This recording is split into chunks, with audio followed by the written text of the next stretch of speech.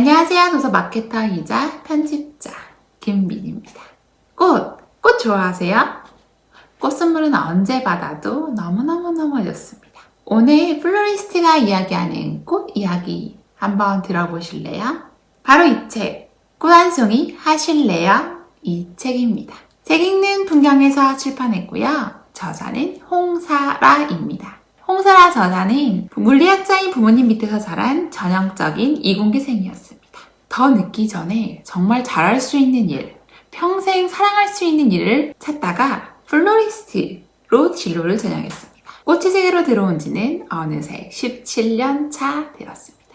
세계 최고의 플로리스트 협회의 멤버이고 국내 최정상 5성급 호텔의 오프닝 멤버이자 플라워 데코레이션을 총괄하는 실장으로서의 경력을 가지고 있습니다. 이 책에서는 꽃의 꽃말 뿐만 아니라 플로리스트의 일을 하면서 저자가 겪었던 이야기 그리고 생각들을 적은 책입니다. 사람들은 꽃을 좋아하기도 하지만 꽃에 있는 꽃말도 좋아합니다. 그럼 대체 언제부터 꽃말이 생겨난 걸까요? 어디서 온 걸까? 꽃의 유래. 꽃을 사러 오는 고객들이 묻는 질문 중에 하나가 이 꽃의 꽃말이 뭐예요? 이다. 꽃은 그 자체만으로도 너무 예쁘고 빛나는 존재라 꽃말이 뭐 그리 중요할까 하는 생각이 들기도 한다. 하지만 꽃을 선물하는 사람들에게는 그 의미가 궁금하고 중요하기도 한 모양이다. 하나의 꽃에 여러 말의 꽃말이 담긴 경우도 있고 전혀 상반된 꽃말을 가지고 있는 경우도 있다. 그럼 이런 꽃말은 누구로 인해 어디서부터 시작된 걸까? 100년은 더 된 오래된 외국 서적 중에 꽃의 언어라는 책이 있다. 1884년 영국 최고의 일러스트레이터였던 케이트 그리너웨이가 집필한 책으로 가장 유행했던 꽃말을 담았다.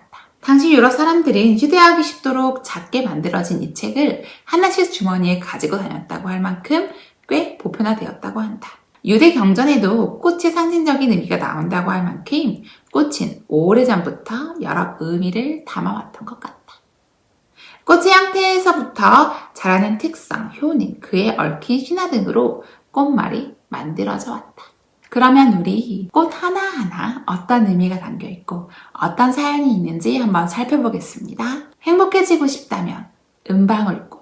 2011년 4월 전 세계 언론은 영국 왕실의 결혼식으로 떠들썩했다. 고 다이애나 비의 첫 번째 아들인 윌리엄 왕자와 케이트 미들턴의 결혼식이었다. 그들의 결혼식은 로열 웨딩인 만큼 유튜브를 비롯해 여러 채널에서 생중계가 될 만큼 화제였고 많은 사람들이 관심을 가졌다. 어디서 결혼하는지, 케이트 미들턴은 어떤 드레스를 입는지, 어떻게 등장할 건지 하나하나가 모두 초미의 관심사였다. 나 역시 이 결혼식에 관심이 많았는데 그 이유는 단 한 가지였다. 누가 꽃장식을 맡아서 하고 부케는 어떻게 만들어질까?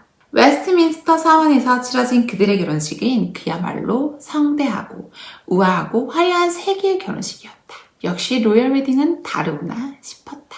웨스트민스터 사원의 꽃장식은 영국 북아일랜드 벨파스트 출신의 남자 플로리스트인 셰인 코널리가 총괄하였다. 세계 결혼식의 부케도 그의 손에 의해 탄생했다. 케이트 미들런의 부케는 매우 클래식했고 화이트와 그린으로만 이루어져 있었다. 은방울꽃을 메인으로 아이비, 머틸, 수염팽이꽃 등으로 만들어졌다. 영국 왕실은 결혼식에 쓰이는 모든 꽃들의 의미를 중요하게 생각해 꽃 선택에 매우 신중을 기한다고 알려져 있다. 이날 케이트가 들었던 은방울꽃의 꽃말은 반드시 행복해집니다. 다시 찾은 행복 등이다. 찰스 왕세자와 카밀라 여사 때에도 은방울꽃을 부케로 사용한 것으로 보면 그 의미가 정말이지 결혼식에 딱인 듯하다. 매우 작은 하양 종처럼 생긴 꽃이 방울방울 가지에 달려있는 꽃. 프랑스에서는 뮤게라고 불리는 은방울꽃은 동화에 나오는 요정들이 쓰는 모자를 닮았다. 향도 참 좋은데 향이 날카롭거나 진하기보다는 순수하고 은은하며 달콤하기 때문에 고급 향수의 원료로도 자주 쓰인다. 특히 프랑스에서는 꽃에 13송이가 달린 은방울꽃이 행운을 상징한다고 해서 꽃망울의 개수를 세어 소중한 사람에게 선물하기도 한다. 저도 영국 왕실 결혼식을 봤었는데요. 그런데 부케까지는 그렇게 관심을 가지지 않았었습니다. 은방울꽃의 꽃말과 그리고 아름다움이 더해져 영국 왕실 결혼식에서는 많이 사용한다고 하네요. 더더욱 꽃 모양이 너무 사랑스럽고 앙증맞아서 사랑을 더욱 받는 것 같습니다. 프리지어입니다. 새로운 시작. 처음엔 아주 가벼운 마음으로 꽃을 배우러 갔다. 꽃이 마냥 예쁘고 좋았으니까. 후에 그것이 나의 직업이 될 것이라고는 꿈에도 생각하지 못했지. 나는 대학에서는 유전공학을, 대학원에서는 뇌신경과학 석사학위를 가지고 있다.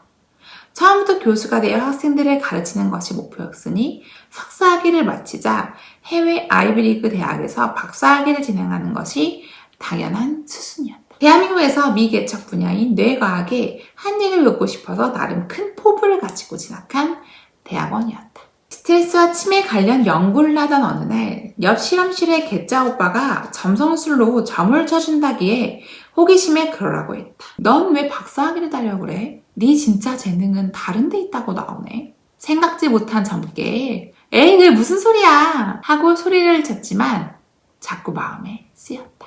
내가 이 분야에 진정한 재능이 있을까? 천이들이 너무 많은데 내가 정말 이 일을 해도 되나? 제대로 된 길을 가지 못하고 있는 건 아닐까? 괴짜 오빠의 점괘는 애써 무시하려 했던 고민들을 수면 위로 끄집어내게 했다. 오랜 고민 끝에 어렵게 결정을 내렸다. 지금이 아니면 더 늦으면 정말 못할 것 같았다. 가보지 않는 길을 후회하며 살고 싶지 않았기에 안정적인 길을 버리고 모험을 하기로 결정했다. 처음 플로리스트 학원에 들어섰을 때 맡았던 그 향기가 아직도 생생하다. 온갖 꽃향기가 어우러져 사람마저 물들 것 같았다. 테이블 위에 익숙한 꽃 한 다발이 놓여 있었다. 졸업식의 단골 손님이자 많은 이들에게 익숙한 노란 프리지어.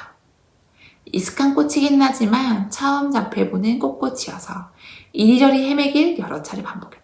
신기하게도 그 헤매는 시간이 너무 즐거워 시간이 조금만 천천히 흘렀으면 하는 만큼 나도 모르게 푹 빠져서 몰입했다. 나중에야 사실이지만 프리지의 꽃말은 이랬다. 새로운 시작, 긍정적인 마음, 당신을 응원합니다. 아마도 이런 의미 때문에 졸업식에서 많이 쓰이게 된 건 아닐까?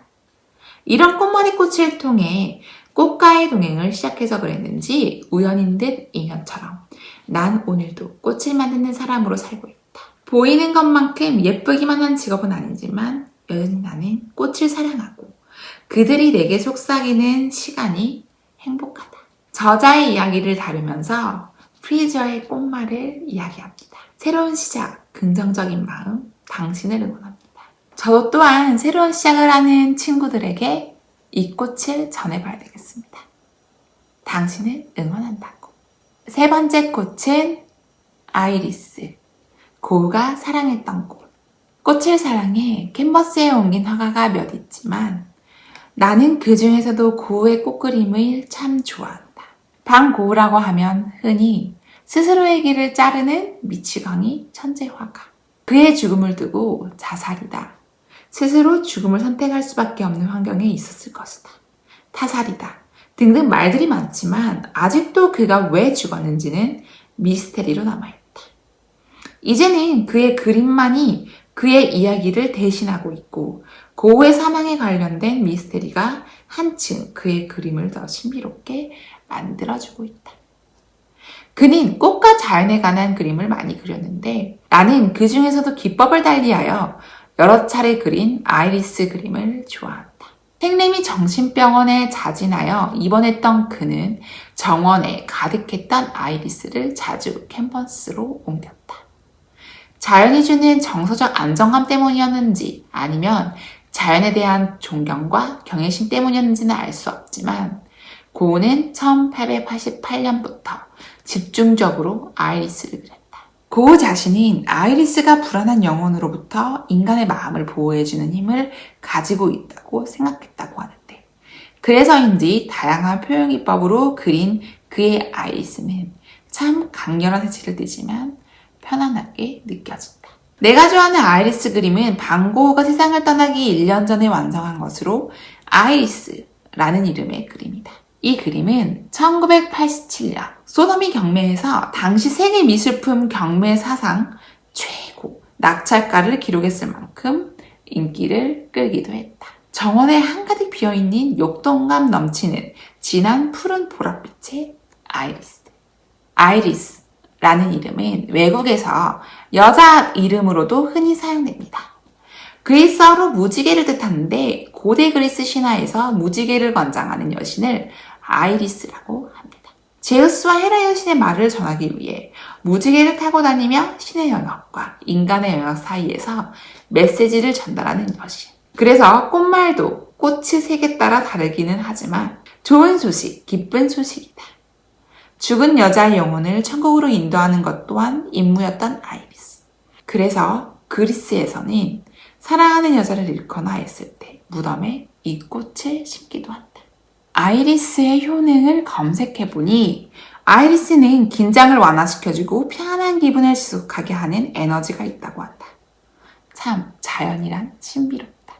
그리고 마지막 꽃, 붉은 장미. 남자가 꽃을 주문하는 방법.